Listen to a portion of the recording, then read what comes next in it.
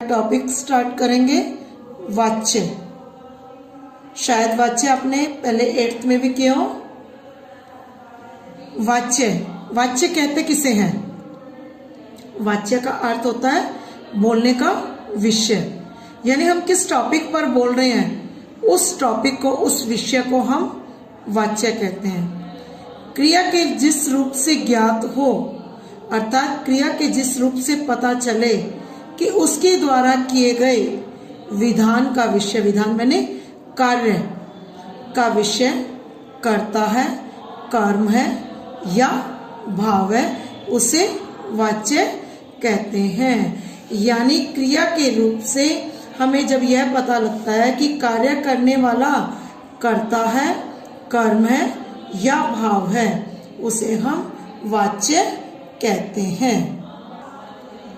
दूसरे शब्दों में क्रिया के रूप से यह ज्ञात हो कि उसके प्रयोग का आधार कर्ता, कर्म या भाव है, उसे वाच्य कहते हैं।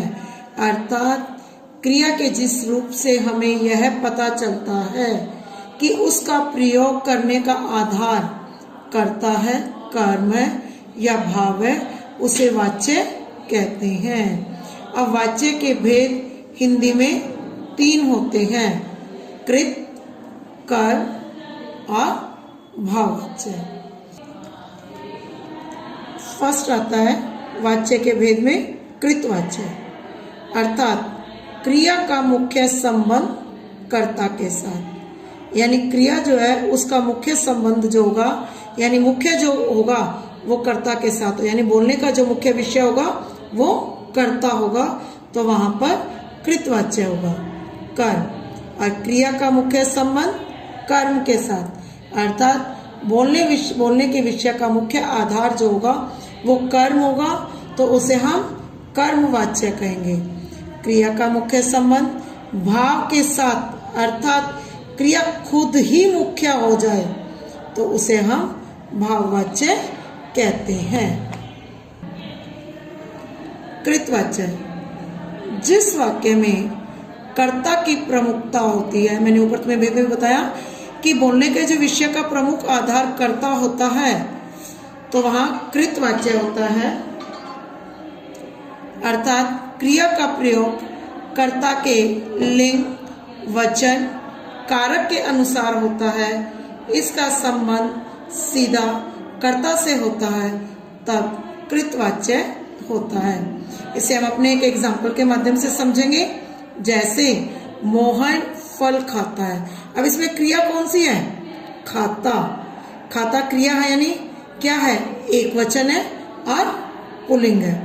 और मोहन क्या है? कर्ता। कौन खाता है? मोहन। तो यहाँ पर कर्ता क्या है? वो भी एक वचन और पुल्लिंग है। सेकेंड एग्जाम्पल देखो, लड़कियां गीत गाती हैं। लड़कियां कर्ता, बहुवचन स्त्रीलिंग, गाती है क्रिया और बहुवचन। अर्थात इन वाक्यों में क्रिया के प्रयोग का आधार इनके कर्ता है। दोनों चीजें सेम हैं, इसलिए यहाँ पर कृतवाच्य है।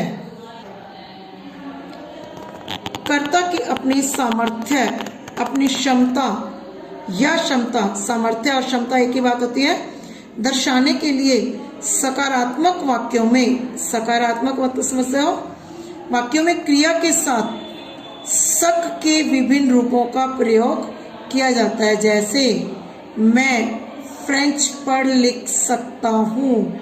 यह कलाकार फिल्मी गीतों के अलावा लोकगीत भी गा सकता है। सक के साथ देखो, सकती है, सकता है, सकता हूँ, ये सारे एग्जाम्पल्स आपके कृतवाच्य के हैं। कृतवाच्य के वाक्यों को कर्मवाच्य और भाववाच्यों में भी बदला जा सकता है।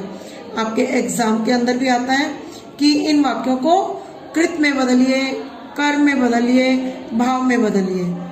कृतवाच्य में कर्ता की असमर्थता दर्शाने के लिए क्रिया एवं नहीं के साथ सक के विभिन्न रूपों का प्रयोग किया जा सकता है। जैसे मैं चीनी भाषा नहीं लिख सकता हूँ। यह मोटा आदमी तेज नहीं दौड़ सकता है। बच्चे आज खेलने बाहर नहीं जा सकते हैं। मोहन यह सवाल हल नहीं कर सकता है। 10th क्लास क्लियर आपको? कृतवाच्य। सेकंड भेद हम करते हैं कर्मवाच्य। जिस वाक्य में कर्म की प्रधानता होती है, अर्थात कर्ता की प्रधानता न होकर कर्म की प्रधानता होती है तथा क्रिया का प्रयोग कर्म के लिंग, वचन और पुरुष के अनुसार होता है, कर्ता की स्थिति में स्वयं कर्म होता है, वहां कर्मवाच्य होता है। ऊपर हमने कृतवाच्य में क्या देखा था? क्रिया का प्रयोग कर्म के आधार पर था, कर्ता के आधार पर था, लिंग, वचन और पुरुष। उसी प्रकार कर्मवाच्य के अंदर कर्म के आधार पर लिंग, वचन और पुरुष होंगे, वहां पर कर्म की प्रधानता होगी, उसे हम कर्मवाच्य कहेंगे। यह कहानी मेरे द्वारा लिखी गई है। अब मेरा क्या है? कर्ता और पुल्लिंग। कहानी एक वचन स्त्रीलिंग। लिखी गई क्या है? ये भी एक वचन स्त्रीलिंग। यानी क्रिया का जो रूप है वचन और लिंग, वो किसके आधार पर है? कर्म के आधार पर। तो इसलिए यहां पर क्या है? कर्मवाच्य। सेकंड, मालिन द्वारा हार बनाया जाता है। मालिन क्या है? स्त्रीलिंग है और एक वचन है। क्या बनाया जाता है मालिन के द्वारा? हार। हार क्या हुआ? कर्म। हार कर्म है, एक वचन है और पुल्लिंग है। जाता है क्रिया हमारी क्या है? एक वचन है और पुल्लिंग है, यानी दोनों का रूप एक जैसा, क्रिया और कर्म। तो यहाँ पर इस सेंटेंस के अंदर कौन सा वाच्य होगा हमारा? कर्मवाच्य। उपयुक्त वाक्यों में क्रिया का प्रयोग कर्ता के अनुसार न होकर कर्म के अनुसार हुआ है, अतः ये कर्मवाच्य है। अब देखो, यह क्या था? मेरे द्वारा करता था। मालिन क्या थी? करता था। लेकिन इसका लिंग, वचन हमारा क्रिया से मैच नहीं होता है, तो यहां पर कौन सा वाक्य होगा हमारा? कर्मवाच्य, क्योंकि क्रिया और कर्म दोनों के वचन और लिंग और पुरुष एक समान है, कर्म के आधार पर है क्रिया, इसलिए यहाँ पर कर्मवाच्य होगा। तो 10th क्लास आज इतना ही। बाकी का नेक्स्ट क्लास में ग्रामर की बुक से आप खुद इसे रीड करेंगे और कोई भी डाउट है नेक्स्ट क्लास में क्लियर करेंगे। थैंक्स।